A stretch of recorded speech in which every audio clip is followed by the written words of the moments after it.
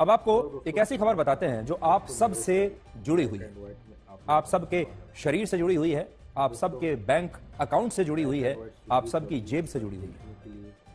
कहते हैं कि एक मिडिल क्लास परिवार गरीबी रेखा से नीचे आने के लिए अस्पताल के सिर्फ एक बिल से दूर होता है, और ये बात सही है। अस्पताल का एक बड़ा बिल अगर आपके पास आ जाए, आपके परिवार में किसी एक सदस्य को कोई बड़ी बीमारी हो जाए, कुछ दिन अस्पताल में रहना पड़ जाए, कोई बड़ी सर्जरी हो जाए, उस एक बीमारी से आपका परिवार और आप कर्जे में डूब सकते हैं। जीवन भर की जो आपकी कमाई है वो अस्पताल में चली जाएगी। जिस देश में हर महीने सिर्फ 25,000 रुपए कमाने वाला व्यक्ति देश के टॉप 10% लोगों में आता हो, और जहां डेंगू जैसी बीमारी का औसत खर्च भी 64,000 रुपए से ज्यादा हो, वहां अस्पताल का एक बिल भी किसी मिडिल क्लास परिवार को पूरी तरह बर्बाद कर सकता है। चलिए दोस्तों, और इसी बात को ध्यान में रखते हुए आम आदमी से कहा जाता है कि उसके पास अपने और अपने परिवार के लिए स्वास्थ्य बीमा तो जरूर होना चाहिए। लेकिन क्या आपको पता है, यही बीमा अब भारत के लोगों को आर्थिक रूप से बीमार बना रहा है। The insurance regulatory and development authority of India की एक नई रिपोर्ट कहती है कि देश में बीमा कंपनियां 100 रुपए का प्रीमियम लेकर लोगों को सिर्फ 63 रुपए 63 पैसे का ही क्लेम देती है। और ये एक तरह से आम आदमी का खून चूसने जैसा है, और ये सब चीजें खुलेआम हो रही हैं। ना तो सरकार कुछ कर रही है और देश के लोग परेशान हो रहे हैं। कमेंट करके जरूर। इस देश का मिडिल क्लास इन इंश्योरेंस कंपनियों को हर महीने ईमानदारी से इनका बताया हुआ प्रीमियम भरता है, लेकिन जब इस प्रीमियम पर क्लेम देने की बारी आती है तो ये बीमा कंपनियां लोगों के साथ चालाकी करती हैं। और कुछ कंपनियां तो ऐसी हैं जो 100 रुपए के प्रीमियम पर लोगों को 60 रुपए का क्लेम भी नहीं देती। वर्ष 2023 और 24 में बीमा कंपनियों ने 26,000 करोड़ रुपए के हेल्थ इंश्योरेंस क्लेम्स को खारिज या अस्वीकार कर दिया। यह पिछले वित्त वर्ष के मुकाबले 19.1% ज्यादा है। इनमें भी जो क्लेम्स पूरी तरह खारिज हुए वो 15,100 करोड़ रुपए के थे। यह वो पैसा है जो आम लोगों ने तब अपनी जेब से अस्पतालों में भरा, और जब उनके पास किसी ना किसी कंपनी की हेल्थ इंश्योरेंस पॉलिसी थी तब भी उन्हें यह पैसा अपनी जेब से भरना पड़ा, क्योंकि इंश्योरेंस कंपनी ने यह पैसा नहीं दिया। आज भारत में स्वास्थ्य बीमा का क्लेम सेटलमेंट रेशियो सिर्फ 64.71% रह गया है। इसका मतलब यह है कि अगर बीमा कंपनियों के पास हर साल क्लेम सेटलमेंट के लिए 100 आवेदन आते हैं तो उनमें से वो 64 आवेदन यानी 64 केसेस का ही निपटारा कर पाती है। 100 केस आए, 100 में से 64 केसेस का निपटारा होता है, और बाकी के 36 आवेदनों को या तो रिजेक्ट कर दिया जाता है या उन्हें अलग अलग कारणों से लंबे समय तक लटका कर रखा जाता है, लंबित कर दिया जाता है।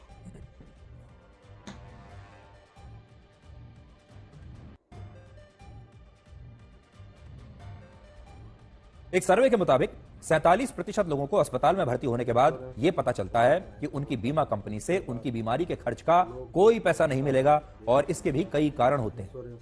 कई बार लोगों से यह कहा जाता है कि जिस बीमारी के लिए वो अस्पताल में भर्ती हुए वो बीमारी उनकी पॉलिसी में कवर्ड ही नहीं है, और कभी उनसे यह कहा जाता है कि उन्हें उनकी पॉलिसी का क्लेम तब मिलेगा जब वो 24 घंटे से ज्यादा समय तक अस्पताल में भर्ती होंगे। जिस तरह बिस्किट या किसी दूसरी चीज के पैकेट पर छोटे छोटे अक्षरों में पीछे एडेड शुगर की मात्रा लिखी होती है और आप कभी उसे पढ़ते नहीं, ठीक उसी तरह से ये बीमा कंपनियां अपनी पॉलिसी की शर्तों को ऐसे लिखती हैं जिससे आपका इन पर कभी ध्यान जाएगा ही नहीं, आप इन्हें पढ़ ही नहीं पाएंगे। आज मैं उसकी कॉपी लेकर आया हूं आपको दिखाने के लिए। देखिए, जनता परेशान हो जाता है। आज मैं एक ऐसी ही पॉलिसी के पेपर्स अपने साथ लाया हूं। जब आप कोई इंश्योरेंस पॉलिसी लेंगे तो आपको इस तरह 44 पन्नों की एक बुकलेट दी जाएगी। ये जो मेरे हाथ में है, ये देखिए, ये आप देखिए, ये हर जगह परेशान, ये 44 पन्नों की एक बुकलेट है। अगर आप देखेंगे इसमें 28,169 शब्दों में, फिर से सुन लीजिए, 28,169 शब्दों में 44 पन्नों में हेल्थ इंश्योरेंस की ये शर्तें लिखी हैं। और इन शब्दों में जो शब्द लिखे गए हैं, इनका फॉन्ट इतना छोटा है कि आप इसे ठीक से पढ़ भी नहीं पाएंगे। अगर आप इसको पढ़ने के लिए बैठेंगे, जब आप ये 44 पन्ने पढ़ेंगे जो मैं आपको दिखा रहा हूं, 44 पन्ने और 28,000 शब्द, वो भी इतने छोटे छोटे अक्षरों में, जब आप पढ़ने के लिए बैठेंगे तो आपके सिर में दर्द हो जाएगा। आपको एक अलग वकील चाहिए जो इन शर्तों को आपके लिए पढ़े और आपको बताए, वरना आप खुद बिल्कुल नहीं पढ़ पाएंगे। 1 या 2 पन्ने पढ़ने के बाद आप थक जाएंगे और आप आखिरी पन्ने पर जाएंगे और चुपचाप साइन कर देंगे बिना पढ़े।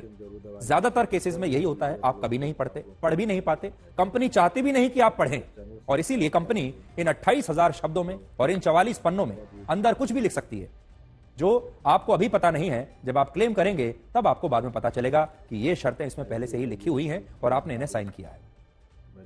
लेकिन कंपनी कभी नहीं चाहेगी कि आप ये पूरा की पूरा पढ़ें, इसीलिए इस पूरे दस्तावेज को इस तरह से बनाया गया है कि आप पढ़ने से पहले ही आपको सिर में दर्द हो जाए। यह स्थिति भी तब है जब भारत में इलाज और दवाइयों की महंगाई पूरे एशिया में सबसे ज्यादा है। भारत में यह दर 14% है, चीन में 12%, इंडोनेशिया में 10%, वियतनाम में 10% और फिलीपींस में ये 8% है। इतनी महंगाई में जब आम आदमी के लिए अस्पताल का खर्च उठाना मुश्किल है और वो ये सोचता है कि स्वास्थ्य बीमा उसका सुरक्षा कवच हो सकता है, तब बीमा कंपनियों पर आरोप लगता है कि वो लोगों से प्रीमियम लेकर उनके साथ इंसाफ नहीं करती। ज्यादातर बीमा कंपनियों को पता होता है कि अगर वो पूरा क्लेम रिजेक्ट करेंगी तो लोग उनके खिलाफ शिकायत करेंगे। मामला उपभोक्ता मंत्रालय से लेकर उपभोक्ता अदालतों में जा सकता है और इस पर सरकारें सख्त कार्रवाई कर सकती हैं। और इसीलिए लगभग सभी कंपनियां पूरा क्लेम रिजेक्ट करने के बजाय क्लेम का एक हिस्सा यानी कुछ क्लेम सेटल करके आपको ऐसी स्थिति में रखती हैं जिससे आप खुद को ही इस बात के लिए दोषी मानने लगें कि आपने गलत पॉलिसी चुनी, जिसकी वजह से आपको अस्पताल के खर्चे का पूरा पैसा नहीं मिला। यानी आपका 60% क्लेम का जो पैसा है वो कंपनियां दे देंगी और 40% पैसा मार लेंगी। भारत में इस समय 57 करोड़ लोगों के पास स्वास्थ्य बीमा है, जो देश की कुल आबादी का 39% है, और इनमें भी देश के सिर्फ 12% लोग ऐसे हैं जिन्होंने प्राइवेट कंपनियों से हेल्थ इंश्योरेंस की पॉलिसी खरीदी है। इस मामले में दोष हमारी सरकारों का भी है। जब भारत के लोग अलग अलग कंपनियों से हेल्थ इंश्योरेंस की पॉलिसी खरीदते हैं तो सरकार उनसे 18% जीएसटी लेती है। और इसी साल यह पता चला कि पिछले 3 वर्षों में सरकार ने हेल्थ इंश्योरेंस पर भारत के लोगों से 24,500 करोड़ रुपए का टैक्स वसूल लिया, और यह एक बहुत बड़ी बात है। 24,500 करोड़ रुपए का टैक्स सिर्फ हेल्थ इंश्योरेंस पर इस देश के लोगों ने दे दिया। सोचिए, अगर सरकार प्राइवेट कंपनियों की हेल्थ इंश्योरेंस पॉलिसी पर भी लोगों से 18% जीएसटी वसूल रही है तो क्या उसका यह फर्ज नहीं बनता कि वो लोगों को इन कंपनियों से पूरा क्लेम भी दिलवाए? टैक्स तो आपने वसूल लिया, लेकिन पूरा क्लेम दिलवाने की जिम्मेदारी सरकार को लेनी चाहिए। क्या सरकार सिर्फ हजारों करोड़ रुपए का टैक्स लेकर यह बताने के लिए है कि इस देश में बीमा कंपनियां लोगों को उनके प्रीमियम पर पूरा क्लेम नहीं देती? भारत एक लोकतांत्रिक देश है जहां सरकार को कम से कम अपने नागरिकों को साफ पानी, साफ हवा, मुफ्त और सस्ता इलाज और मुफ्त शिक्षा की सुविधा तो देनी ही चाहिए। और शुरुआत में संविधान सभा ने इसकी कल्पना भी ऐसे ही की थी। और इसी के लिए हमारे देश में सरकारी स्कूल बने, सरकारी अस्पताल बने, साफ पानी के लिए अलग अलग योजनाएं लागू हुई, और इन सब के लिए सरकारों ने आपसे ही, आपकी जेब से, आपसे टैक्स के रूप में पैसा लिया। लेकिन बाद में जब सरकारें लोगों को यह मूलभूत सुविधा देने में नाकामयाब रहीं तो उन्होंने अपनी जिम्मेदारी प्राइवेट सेक्टर और प्राइवेट कंपनियों पर डाल दी, जबकि हमारी सरकारें इस बात को जानती थी कि प्राइवेट कंपनियां लोगों को ये सुविधाएं तभी देंगी जब वो इनसे पूरा मुनाफा कमाएंगी, और बाद में ऐसा ही हुआ। तो अब आज आप देख लीजिए, सरकार ने सरकारी स्कूल खोले, वो फ्लॉप हो गए, सरकार ने सरकारी अस्पताल खोले, फ्लॉप हो गए, और इसीलिए हमारे देश में आज बड़े बड़े प्राइवेट स्कूल हैं, प्राइवेट अस्पताल बने। पानी को भी अब बड़ी बड़ी प्राइवेट कंपनियां बोतल में बंद करके बाजार में आपको वापस बेच रही हैं। ये सब कुछ सरकार के बिना चाहे कैसे हो सकता है? और सरकार ने जानबूझकर सरकारी अस्पतालों की हालत ऐसी कर दी कि आप में से कोई भी सरकारी अस्पताल में अब जाएगा ही नहीं। चाहे कितना पैसा खर्च हो जाए, आप जाएंगे प्राइवेट अस्पताल में इलाज कराने के लिए ही। आप अपने बच्चे को सरकारी अस्पताल में, सरकारी स्कूल में भेजेंगे ही नहीं, आप प्राइवेट स्कूल में ही भेजेंगे। सरकार ये सब जानती है, तभी तो प्राइवेट सेक्टर फैलेगा फूलेगा। आज देश में प्राइवेट स्कूलों का मार्केट लगभग 10 लाख करोड़ रुपए का है, प्राइवेट अस्पतालों का बाजार 12 लाख करोड़ रुपए का है, साफ पानी का बाजार 32,000 करोड़ रुपए का है, और साफ हवा का बाजार इस समय 5,000 करोड़ रुपए का है। और यकीन मानिए, आने वाले कुछ वर्षों में साफ हवा का जो बाजार है वो भी लाखों करोड़ का हो जाएगा। यानी पहले सरकार ने आपको सरकारी स्कूलों में सुविधाएं देना बंद किया तो प्राइवेट स्कूल आए, फिर सरकारी अस्पताल इतने बेकार किए ताकि सरकारी अस्पतालों की जगह आप प्राइवेट अस्पतालों में जाएं। उसके बाद पानी आपको नहीं दिया, इसलिए आप पानी भी अब बाहर से खरीदने लगे, और अब हवा की बारी है। कुछ समय के बाद आप हवा को भी बाहर से ही खरीदेंगे।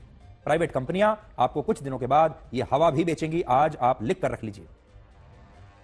आज आप देखा होगा, आपने अभी से एयर प्यूरिफायर अपने घर में लगाने शुरू भी कर दिए होंगे। ये जो एयर प्यूरिफायर का बिजनेस है, ये क्या है? ये साफ हवा का ही तो बिजनेस है, जो आप हजारों रुपए में अपने घर में लाते हैं, अपने कमरे में लगाते हैं। एयर प्यूरिफायर्स ये क्यों लगाते हैं? क्योंकि आपकी सरकार आपसे सारे टैक्स लेने के बावजूद आपको साफ हवा नहीं दे रही। सारे टैक्स लेने के बावजूद सरकारी स्कूल में शिक्षा नहीं दे रही ठीक से, सरकारी अस्पतालों में इलाज नहीं दे रही। इसीलिए तो आप प्राइवेट कंपनी से पहले बीमा करवाते हैं और फिर प्राइवेट अस्पतालों में जाकर उस पैसे को देते हैं। ये सारी वो सुविधाएं हैं जो टैक्स के बदले में सरकारों से आपको मुफ्त में मिलनी चाहिए थी, लेकिन सरकारों ने आपसे टैक्स भी लेना जारी रखा और इन सुविधाओं को लेकर अपनी जिम्मेदारी भी प्राइवेट सेक्टर पर डाल दी। आज स्थिति यह है कि आयुष्मान योजना के तहत जब एक गरीब परिवार फ्री हेल्थ चेकअप कराने किसी कैंप में जाता है तो प्राइवेट अस्पताल उनके हार्ट की सर्जरी कर देते हैं, जबकि वो बिल्कुल फिट होते हैं, ताकि बीमा कंपनियां और सरकार से वो पैसा कमा सके। आपने देखा होगा अभी कुछ दिन पहले अहमदाबाद में एक अस्पताल में यही हुआ था। वो अस्पताल फ्री चेकअप कैंप लगाता है और जिन जिन लोगों के पास आयुष्मान योजना मिली उनसे कह दिया कि आपको तो तुरंत आपके हृदय की सर्जरी करनी पड़ेगी, हार्ट सर्जरी करनी पड़ेगी। और जो फिट लोग थे जिन्हें कोई बीमारी नहीं थी उनकी हार्ट सर्जरी कर दी, ताकि आयुष्मान योजना के तहत यह अस्पताल पैसा कमा ले। लेकिन जब प्राइवेट कंपनी से पॉलिसी खरीदने वाला कोई व्यक्ति अस्पताल में इसी अस्पताल में भर्ती होता है और उसे वाकई में हार्ट सर्जरी की आवश्यकता होती है तो उसे बीमा कंपनी से अपने इलाज का पूरा क्लेम नहीं मिलता।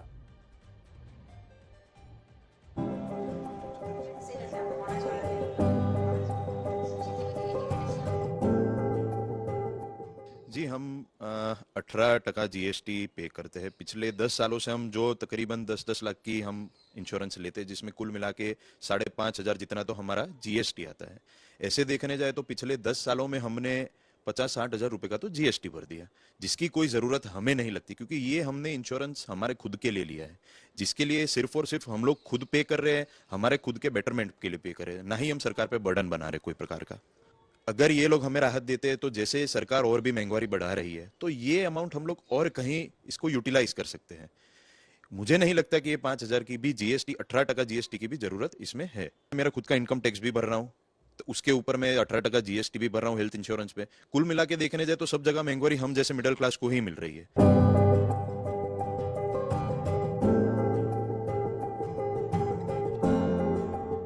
हेल्थ इंश्योरेंस जब हमने लिया था तब उसका प्रीमियम 15,000 था। हर साल हेल्थ इंश्योरेंस का प्रीमियम कंपनी कोई भी हो अपना प्रीमियम बढ़ा देती है और उसके ऊपर 18% का जीएसटी भी लगता है। यानी कि आज मैं जो प्रीमियम 25,000 दे रहा हूँ, हेल्थ इंश्योरेंस कंपनी कह रही है कि अगले 20 साल के बाद क्योंकि इन्फ्लेशन और महंगाई बढ़ेगी तो हम आपका प्रीमियम 40,000 या 50,000 भी कर देंगे, और उस पर जो भी प्रीमियम कंपनी डिसाइड करेगी उस पर 18% का जीएसटी पड़ता है। सर हेल्थ इंश्योरेंस हम उसमें कोई पैसा हमारा वापस नहीं होता है। अगर बीमारी हुई तो मिलेगा, वरना वो भी पैसा कोलैप्स कर जाता है सर। तो हमें 18% जो पैसा देना पड़ता है हमारे ऊपर बहुत बड़ा भार है। हमने एलआईसी की पॉलिसी ली, उस पर टैक्स दिया सर, कपड़े लेने जाते हैं उस पर टैक्स दे रहे हैं, खाना खाने गए उस पर टैक्स दिया, हेल्थ इंश्योरेंस की पॉलिसी पर 18% का टैक्स दे रहे हैं। हमें मिला क्या सर? सरकार से हम ये पूछना चाहते हैं। जिस महीने हमारी किस्त जानी होती है तो उस महीने हमारा बजट थोड़ा सा हिल जाता है, क्योंकि अगर हमें कुछ भी करना है तो हमें सोचना पड़ेगा पहले हमें प्रीमियम देना है, वो तो हमें देना ही है। अब जैसे हर साल प्रीमियम बढ़ेगा तो उसका भी हमारे ऊपर प्रभाव तो पड़ेगा, क्योंकि हमारी सैलरी तो इस हिसाब से बढ़ ही नहीं रही है ना। तो हमें इस बात का भी ध्यान रखना होगा कि क्यों हम जीएसटी दे रहे हैं, उस जीएसटी का फायदा क्या हो रहा है, हमें ये भी हमें पता चलना चाहिए। लगभग 5 से 7 साल हो गया है इंश्योरेंस का यूज़ कर रहा हूँ मैं, और इसका प्रीमियम लगभग जो है एक एवरेज तो 14,000 के समथिंग है कि वो इसके प्रीमियम आता है। और इसमें ये है कि जैसे मैं इंश्योरेंस का यूज़ नहीं किया या बीमार नहीं पड़ा या ऐसा कुछ नहीं हुआ तो ये फिर से अगली बार मतलब अगला साल जो आएगा तो उसमें उतना ही प्रीमियम हमको भरना पड़ेगा। तो हम लोग ये मांग कर रहे हैं या ये चाहते हैं कि जैसे हम यूज़ ना कर रहे हैं हो या नहीं कर पाए तो उसका प्रीमियम जो 14,000 है तो उसका लगभग आधा हो जाना चाहिए। असल में हमारे देश के बहुत सारे दर्शकों ने हमें इसके बारे में लिखा, लगातार हमें मेल्स लिख रहे थे, लगातार हमसे संपर्क कर रहे थे, और बड़ी संख्या में हमारे देश के जो लोग हैं वो इस व्यवस्था से बहुत परेशान हैं, बहुत नाराज हैं। और उनकी नाराजगी ये है कि सरकार भी उनके लिए कुछ नहीं कर रही। जीएसटी तो ले लेती है, टैक्स ले लेती है, लेकिन बदले में कुछ नहीं दे रही। और ये हमारी जिम्मेदारी बनती है कि हमारे दर्शकों का जो दिल से निकलने वाली जो आवाज़ है वो हम आप तक पहुंचाएं, देश तक पहुंचाएं, सरकारों तक पहुंचाएं। देखिए, राजनीति की खबरें तो हर रोज आती ही रहेंगी, चुनाव हमारे देश में होते रहेंगे, चुनाव की खबरें भी आती रहेंगी, जाती रहेंगी, लेकिन आम जनता का जो दर्द है, सबसे बड़ी बात यह है कि क्या वो देश तक पहुंच रहा है या नहीं। थोड़ी देर पहले हमने आपसे असहनशीलता की बात की। धर्म को लेकर हमारे देश में बड़ी असहनशीलता हो रही है। हमने आपसे जागरूकता की बात की। हमने आपसे कहा कि लोग जागरूक हो रहे हैं, अपने धर्म को लेकर जागरूक हो रहे हैं, अपनी संस्कृति को लेकर जागरूक हो रहे हैं, अपने इतिहास को लेकर जागरूक हो रहे हैं। लोगों की जानकारियां बढ़ रही हैं, लोग अब हर चीज के बारे में जानना चाहते हैं। लोगों के पास स्मार्टफोन है, लोगों के पास सोशल मीडिया है।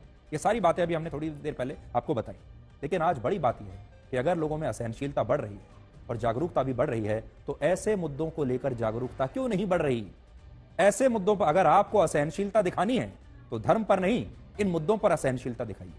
जागरूकता पैदा करनी है, इन मुद्दों पर जागरूकता पैदा कीजिए, ताकि आपके घर में, आपके परिवार में आपको कुछ सहूलियत हो, आपकी जेब में 4 पैसे बचें, आपकी आमदनी 4 पैसे और बढ़कर आए, और आप जब प्राइवेट अस्पताल में जाएं तो आपको कोई परेशानी ना हो, जब आप प्राइवेट स्कूल में जाएं तो आपको परेशानी ना हो, जब आप मेडिकल क्लेम लेकर जाएं तो आपका पूरा क्लेम सेटल हो जाए। जागरूकता इस चीज पर लाने की आवश्यकता है। और जब समाज एक साथ जब खड़ा होता है, जब समाज में वो दोस्तों black and white news Sudhir Chaudhary के साथ देखने के लिए मेरे चैनल को सब्सक्राइब कर लें, बेल आइकन जरूर दबा लें, और हाँ दोस्तों, वीडियो को लाइक और शेयर करना ना भूलें, कमेंट करके अपनी राय जरूर दें। तो चलिए दोस्तों, फिर मिलेंगे एक ऐसी ही ब्लैक एंड व्हाइट न्यूज के साथ। तब तक आप लोग अपना ध्यान रखें। जय हिंद, वंदे मातरम।